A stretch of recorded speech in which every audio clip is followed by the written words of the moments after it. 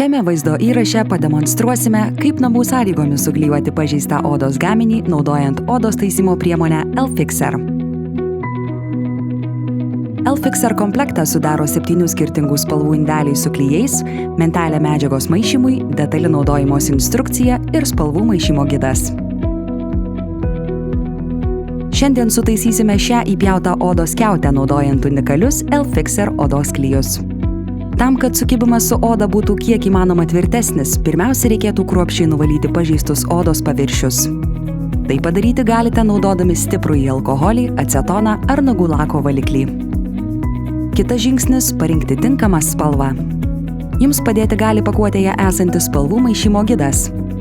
Šiuo atveju siekdami išgauti reikiamą atspalvį sumaišysime raudoną ir mėlyną spalvas. Tam siūlome naudoti pridėtą tuščią indelį, kuriame maišydami spalvas nesutepsite kituose indeliuose esančios medžiagos. Nepamirškite prieš naudojimą klijus gerai išmaišyti rinkinyje esančią plastikinę mentelę.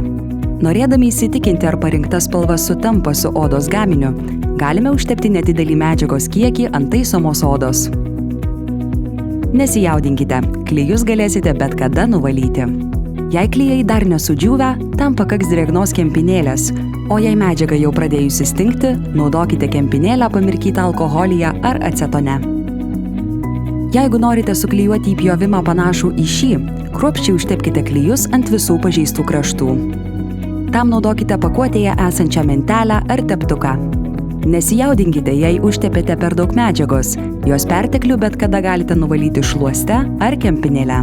Siekiant, kad taisymo procesas būtų kuo švaresnis ir saugesnis, rekomenduojame po klijuojamą medžiagą pasitiesti papildomą apsauginį sluoksnį.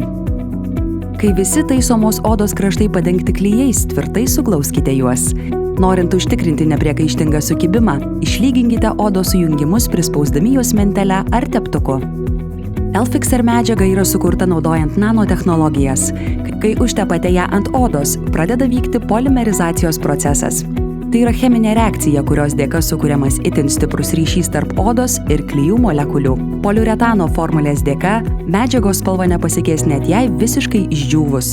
Be to, šis produktas yra bekvapis ir nekenksmingas aplinkai, todėl naudoti jį visiškai saugu. Dabar palaukite bent 30–40 minučių, kol medžiaga sudžius ir sutvirtės. Suklijavus odos pažeidimą siūlome suformuoti natūralią odos tekstūrą. Jei pažeistoje vietoje vis dar matomas įdubimas, galite pridėti labai ploną sluoksnį klijų.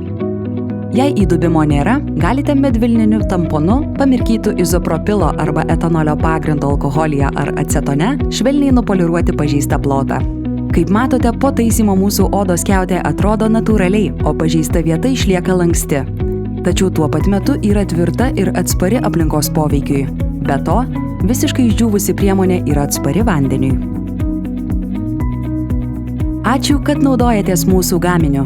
Daugiau informacijos galite rasti mūsų interneto svetainėje.